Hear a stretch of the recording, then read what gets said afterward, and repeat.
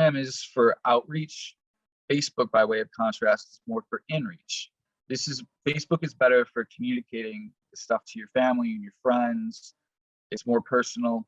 We can still use it to get more public, and we're going to talk about which tools on Facebook to use for more publicity.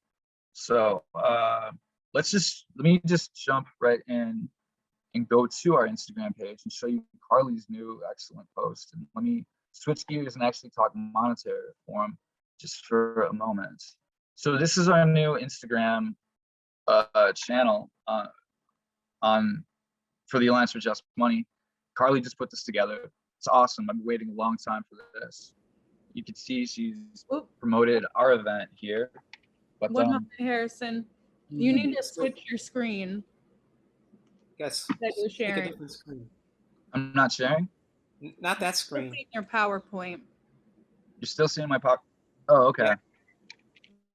Hey, when you do your PowerPoint, can you do it in the slide mode too, so we get the whole thing? I was trying. I couldn't. I was really. I don't know what the heck's wrong. In the lower right, that little icon that looks like a TV in the lower right. Okay, so let me do the stop share on my PowerPoint. So you don't see my PowerPoint anymore, right? No, that's gone. Okay. So let's pull up this. There you go. Can you see the Instagram channel now? Cool. All right. Thanks for helping me out there. So this is great. This just started. I followed it. Please follow it. Please join Instagram, and it's really important. Let's dive right into this new post. So first off, let's just dive into it. I'll play with it in a second. So what is money? We all use it. Most of us would like to have more of it. What is it really? Money's most basic purpose is to support the exchange of goods and services. When you work to provide a product or service to an employer, client, or customer, you are giving them something of real value. When you accept an otherwise worthless piece of paper or bank account entry as compensation, you do so based on agreement and trust. Putting all this together, we can say that money is a human invention or a social construct, as we would say in sociology, based on agreement and trust and used to represent value in the exchange of goods and services. Money functions as a medium of exchange. It is a tool. It's not a commodity. It's a unit of account to measure value. It's a store of value over time and distance, and has a formative influence on societal developments. That's key. And all kinds of money have 6 characteristics in common. Community-wide agreement to use it in exchanges, a token of some kind. Sometimes one money system has multiple forms of the token, such as coin, paper, and accounting entry. Now we're talking digital these days. Authentication. Typically, some authority certifies the authenticity of the money token. And trustworthiness. There must be confidence that the money will have continuing value. Creation. Supply of money must be created by someone and is entered into an economy. This is the most important characteristic of a money system. Whoever has the power to create the money supply has a dominant power over society. Hello, Stephen Zarlenga. And destruction. Money can also be destroyed or removed from the economy. The amount of money created or destroyed affects the purchasing power of individual units in the current money supply. Knowing money's basic functions and characteristics provides a basis from which to evaluate the money system we have and consider alternatives. Our current money system is deeply dysfunctional, particularly with respect to how money is created and destroyed. For more clarification on the current process, you may find these resources helpful. Monetary lines. Boom. So, any questions so far? Any comments so far on my presentation or on this actual piece of Instagram content? I have a question and a comment. So I thought really good. I mean, it's super clear, and it's bare bones. It just cuts it right down. I think one thing that I would like answered in the future is not just what is money, but why money. why do we need money? I think that's been missing from our narrative from the very beginning, and it was touched on in some of the talks today. Um, so how do I link to the? I have an Instagram account. I've not used it. How do I exercise it so that I can? What do I do with it? I guess is the question. The first thing is just to log on. Actually, let's let Carly. Let's let someone else talk for a minute. Carly, what do you think? You're better at Instagram than me. Yeah, so when it comes to Instagram, Instagram, there's two ways to interact with it. And one is like your news feed, which goes up and down, but then you also have stories that are vertical and they go left to right. And so a really good way to alert people like, hey, follow this account, is to share an account's post to your story. So I don't know if Harrison, do you want to right now? do that? Yeah. So Yeah, like, we're gonna do that. it would be great to that's how I use Instagram as an activism tool. Is I follow movements and causes that I'm really passionate about, and then as I'm going down my news feed, if I see something that is really impactful or powerful or funny, I will share it to my story, so that way it alerts other people that, hey, this content is out there and you should check it out yourself too. So Harrison will walk you through how to actually do what I just said. Yeah, can you see my screen? Yep. All right, good. I would argue everything. I totally agree. It's understanding the differences between posts, stories, news feeds, all that. We're gonna cover. But if you're like brand new to Instagram, like you just like day one, you just got it. The first step is definitely to follow Carly, follow me, follow the new Alliance for Just Money handle. That's just start following your friends. Follow Mark Cropper, follow whoever else we got on Instagram. That's obviously just the first step. And then I mean, obviously when we're done with this, the next step after you follow us, just forget about monetary reform and just follow something else. Follow whatever you're interested in, like whatever music, art, anything like that. That's the best way to start to learn how to use Instagram as well as Twitter. And ultimately, that is going to help you spread monetary reform to your community as well. So like I use Twitter for monetary reform, but I also use it for all kinds of capoeira stuff, all kinds of cannabis legalization, activism, and everything. It all kind of blends together into my own little thing that's been working for a while. So let me show you how I do this. Harrison, it's Sue. What's up? How Sue? do you, what do you do to follow? Oh, yeah, sure. So basics. Look here. So we're on the Alliance for Just Money. Just refresh. Say you open. All right. Let me just go to Instagram. No, let's not do that. We're just here. So, in order to follow, it's up in this right corner. If you click on the handle, you see message and you see this little person thing. That little check mark means I'm following. So all you got to do is find that and take it from there. So, good question, Sue. Anyone else got anything?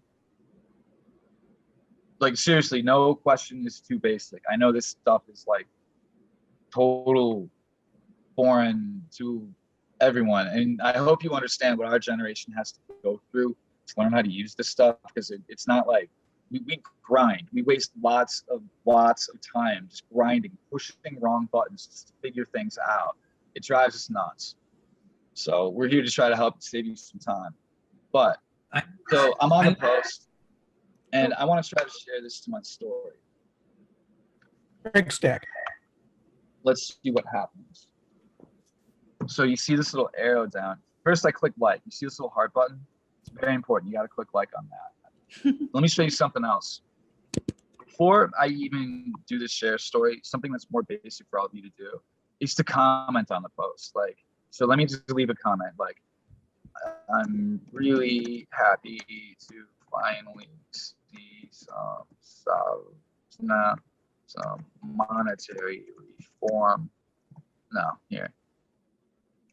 I've been waiting years to see some monetary reform content on Instagram. Then I'm going to add a few hashtags. Hashtag Green New Deal. And look, the cool thing about Instagram that I like compared to Twitter, for example, both focus on hashtags, but the great thing about Instagram is that it tells you, it gives you this little stat when you start pulling up a hashtag at the volume, the number of posts that each hashtag has. So this is really useful in terms of understanding how to spread your message. So there's a lot of posts about this. That's a thread we want to be on. So Green New Deal. Another good one, just because I know, is Medicare 4 with a little 4. Let's see what happens. Usually it starts popping up right away. That's odd.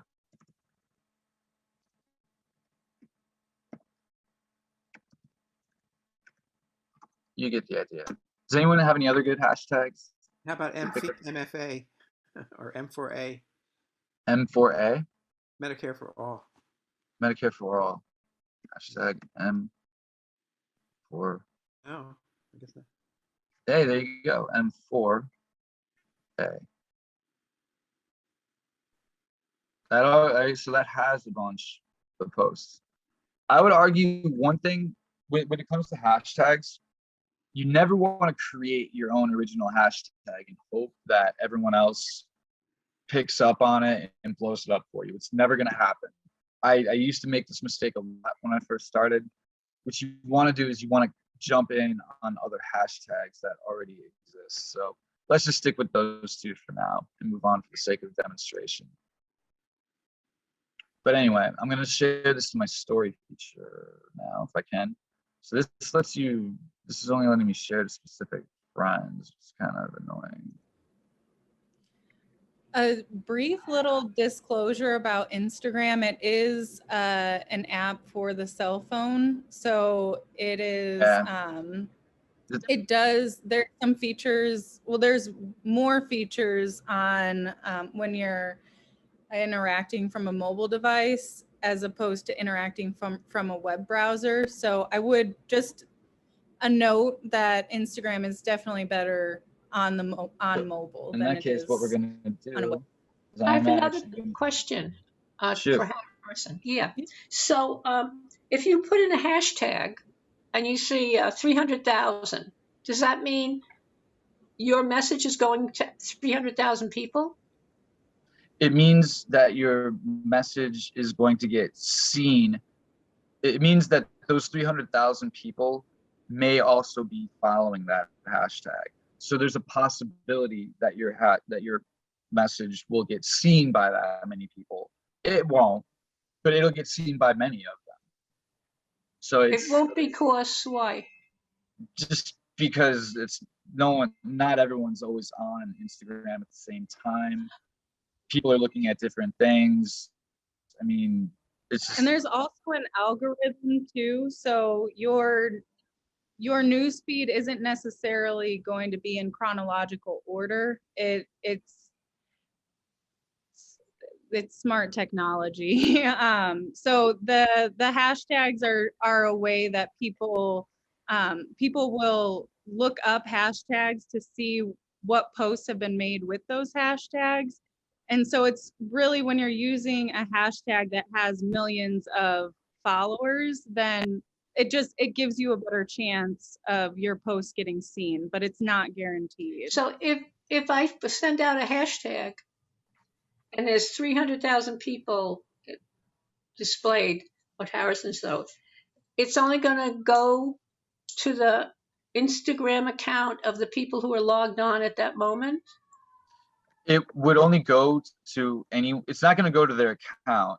if they're Oh. searching, if they're looking at that hashtag, they'll find it. If they happen to be looking at that hashtag at that moment, that's when they would be likely to find it. Or if they look at that hashtag often, if they're often posting and looking at that hashtag, my assumption is that the algorithms are going to put content with those hashtags into those feeds. That's what appears to happen. I mean, I have people who click like on my content regularly who don't follow me because I'm not cool enough for them to follow. They have to keep their content low. Like, I've got really cool people who click like on my content. That's the thing. Like, who's clicking like on your content can matter even more than how many people you have clicking like on your content. So when I have some really cool hip capoeirista over in Europe clicking like on my content, but he or she doesn't actually follow my account, but they're still seeing my content regularly because they still click like on it regularly, even though they're not following me, then I know that they're checking the same hashtags that I'm posting to. And that's how my stuff is coming up in their content, or it's coming up just because they've clicked like enough times and then the algorithm starts feeding it. Does that kind of make some sense? So I'm confused. So if you have 300,000 people following a hashtag on their news feed, that means there's going to be a blast of content coming through on that hashtag. So wouldn't you kind of get lost in the shuffle?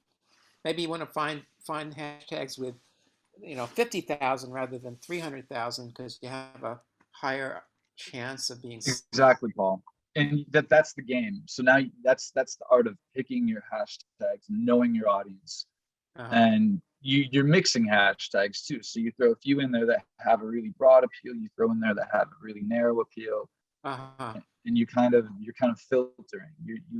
It really, a hashtag is just a filter. That's what it is. It's a search filter, but it looks, we simplify it for social media to make it fun, so it doesn't feel like we're playing with LexisNexis.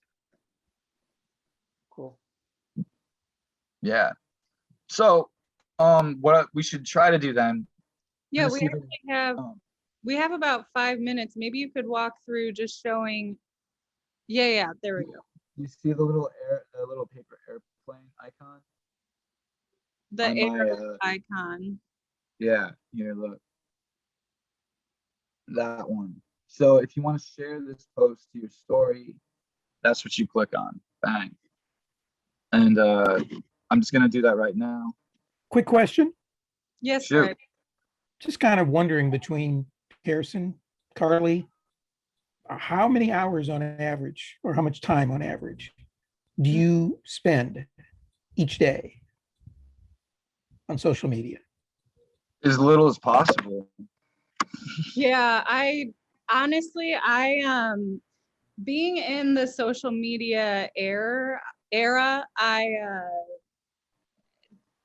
it can be very gross how much time is spent on social media. So I actually use some tools on my iPhone to really restrict how much time I have on it. So I only use up to 30 minutes a day on social media. And then once I hit that max, I'm booted out and I can't access it anymore. So really, I know that I only have 30 minutes, so I make use of that time, and really make sure that I'm either sharing content in that time or looking to see what other people are doing and how I can help spread their message. But I only spend 30 minutes a day, so. The main thing I do is I usually just check whatever project I'm working on. Like, I mean, right now I don't have anything ongoing. What I'm going to start doing is checking the Facebook page on a regular basis. Can all of you see my screen? No. Not yet. How about now? See me now? Yeah. All right, there's my boy Mark. So ordinarily, like, what I would be doing is monitoring Facebook event page for my direct actions with that, and I'd be checking that every day. And I would stay on that as long as I needed to, half hour, some nights an hour. When I'm trying to, like, create a Facebook ad, like a paid ad, that'll take more time. That's another game. But it's really just a quick daily thing. It shouldn't be a task. It shouldn't be a chore. It should be fun. Like, I mean, when I'm doing my things at the Fed, it's fun.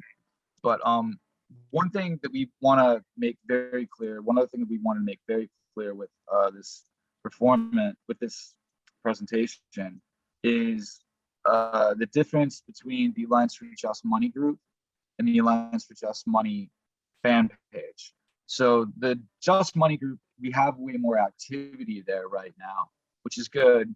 But this is a backstage group. Like, this isn't going to get us new recruits. No one's going to find us if we're mostly talking to each other in this Alliance for Just Money group. And I would argue that this group is definitely like the one thing that like Piven and Clore would talk about that might want some of the outward militant edge, the disruptive, creative, dramatic edge of the movement. You can use it your own ways. I could talk about my stories with Dan Sullivan later. But the main thing that we really want to start to focus on more is our fan page. You can see we have 154 members in the Alliance for Just Money group, in the private group, but we only have 82 likes on our fan page. There's a lot of people who within our group who need to be clicking like on this fan page, and that will help promote more of our content.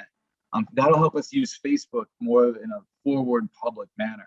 And MMT definitely has a bigger fan page than us. We got to check theirs out. So please follow up on Instagram, follow up on Facebook. Please click like on this fan page right here. And just to sort of follow up on that Instagram post, I want to show you something really cool. Carly has it rigged up so that the post from Instagram automatically goes right to the Alliance for Just Money page. And I have a similar thing on my personal handle to my personal page. I'm sure Carly has the same thing. She doesn't use Facebook. But so the post is right here too. Click like on this post, start sharing it out from here. And yeah, so that's pretty much where we're at. Please follow me on Instagram as well. Yeah, since this is a festival, I just thought I'd share a few of my favorite Instagram post memories with you. I want to thank Sue for being out there with me at all of these amazing times we've had over the past year. I want to thank Mark Young for helping me get this all together. But these are a few highlights we had. This is Squalor Orphan, a local hip hop artist, holding a copy of Steven Zarlenga's book, singing original music, original monetary form music in front of the Federal Reserve banking system on the 107th anniversary of the Fed last year. And I mean, all the people, this is a rock band, the Resistance Company. This is Occupy Wall Street, sort of a lot of friends from Occupy Wall Street that drugged over on the 9-year anniversary. All these people know about us. All these people